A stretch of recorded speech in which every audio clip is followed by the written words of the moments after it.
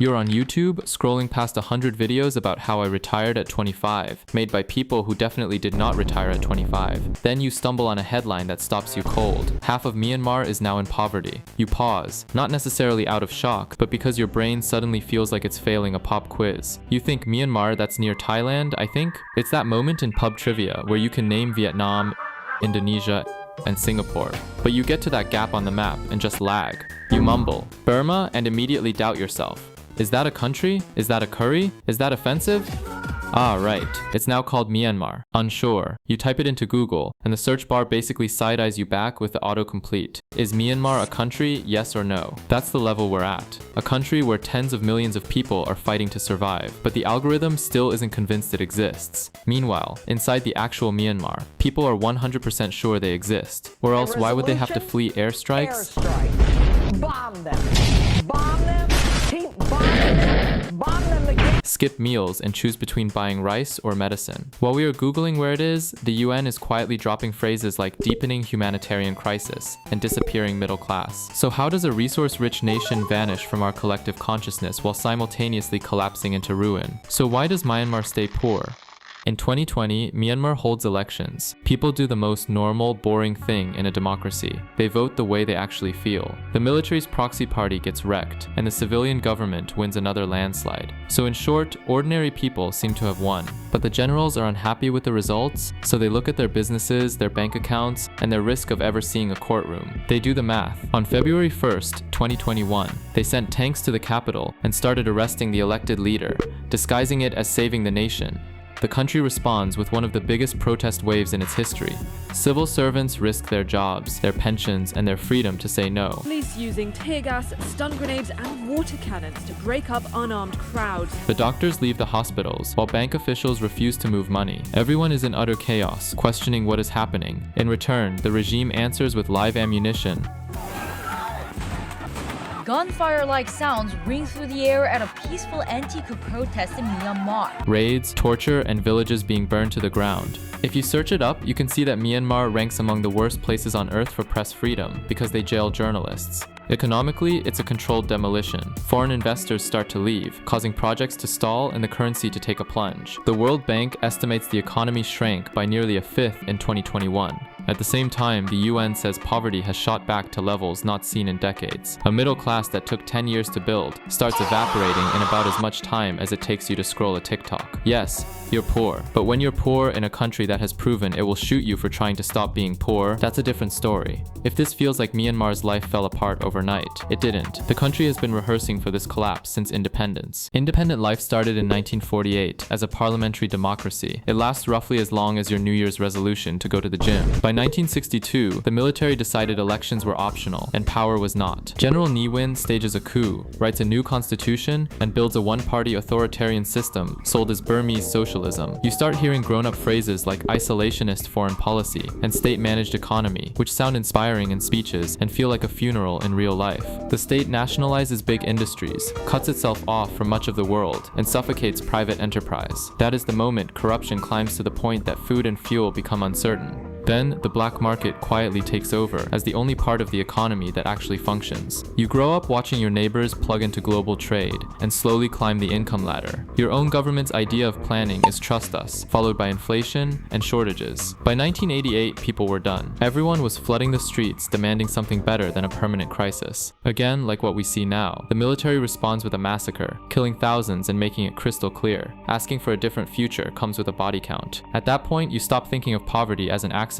You start seeing it as enforcement. You cannot build wealth in this economy. Survival instincts are all you have, and even with all that, there's still one question left hanging in the back of your mind. If the politics are this bad, what happened to all the money? On a map, Myanmar looks like a millionaire. It's got gas, oil, jade, rubies, timber, and rivers that could power entire regions. If you were in a game, you'd pick Myanmar as your starting country and feel smug about your resource bonuses. In reality, the resource wealth is a private group chat. The military and its favorite Corporate businessmen own the companies that profit from it. Natural gas projects sign contracts that funnel money directly into military-controlled accounts. Jade mines operate in conditions that make dystopian movies look subtle. Local communities get pollution and health problems. The regime gets foreign currency and shopping trips. Hooray! You often hear about the resource curse, where countries with lots of natural wealth end up with more corruption and conflict because there's something worth fighting over. In Myanmar, there's no such thing as the resource curse because it has all been strategically planned. After all, if your power comes from guns and gas money, you invest in obedient soldiers and get terrified civilians instead of having a happy middle class. While Thailand turned its assets into Amazing Thailand campaigns, yoga retreats, and a tourism economy that even Western countries fly to try, Myanmar has widely focused into ammunition.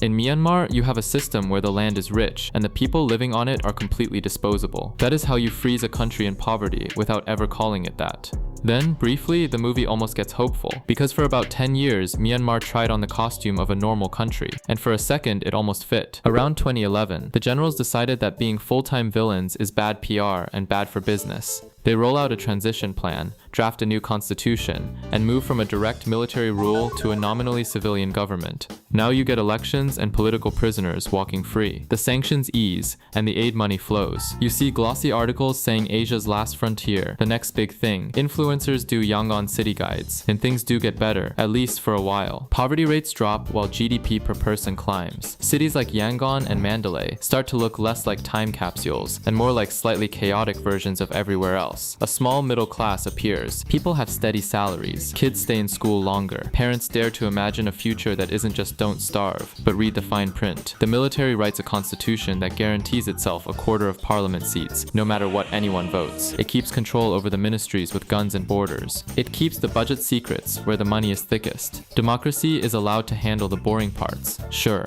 but power doesn't move. What you got is a trial subscription. You get 10 years of slightly better life in exchange for pretending you don't see who still has the remote. And then the generals cancel your free trial. Now, strip away the geopolitics and look at one kid inside this system. You're 10 years old, you live in a rural area or a low-income neighborhood in a city. You've basically lived through a pandemic, a coup, an economic crash, and a civil war before you've hit puberty. School is not a guarantee. Your teacher might have joined the civil disobedience movement and gone into hiding. The school building might be occupied, damaged, or too close to an active front line. Your family might need you to work because your parents lost their jobs. You might be living in a camp for displaced people, with a tent for a classroom and no textbooks in sight. Healthcare is a rumor. Hospitals struggle to function under sanctions upon sanctions. You do not have enough staff to attend to a community's needs, let alone the necessities that you can only wish to have, like vaccines and vitamins. So if your sibling gets seriously sick, your parents have to sell the cow. If not, they take on debt or hope the fever breaks on its own. The last option is the preferred. Children's charities talk about long-term impacts and intergenerational poverty. Translation: if you grow up like this, your odds of escaping poverty as an adult are microscopic. You're starting a race on a track that's already on fire. So when you see a statistic like half of Myanmar's children are in poverty, you have to think beyond income and actually look into the stolen time, stunted growth, and entire futures pre-cancelled before they get a chance. That is heartbreaking. These children in Myanmar hold no chance, and they are robbed of the choices they could make even before setting onto the real world. And what's sadder is, there was a point in time where they thought they could actually be something. So if this is the reality, the obvious question is, where is everyone else in this story? If you check what the rest of the world is doing, it looks busy enough. Sanctions here, statements there, UN resolutions, funding pledges, and enough reports using the word atrocities to fill a warehouse. Everyone's very concerned. However, on the ground, that translates into food distributions, cash support, some clinics staying open, and some schools clinging to life. It matters. It keeps millions from falling even further. But it doesn't move the one thing that really counts: who holds the guns and who controls the money. So yes, charity and concern help people survive. They do not by themselves change why Myanmar is like this. And that brings you back to your original question. Why does Myanmar stay poor? Not because it's in Southeast Asia, not because it's developing, not because people don't work hard enough. Myanmar stays poor because poverty is useful to the people who run it. It keeps communities exhausted, divided, and too busy surviving to resist.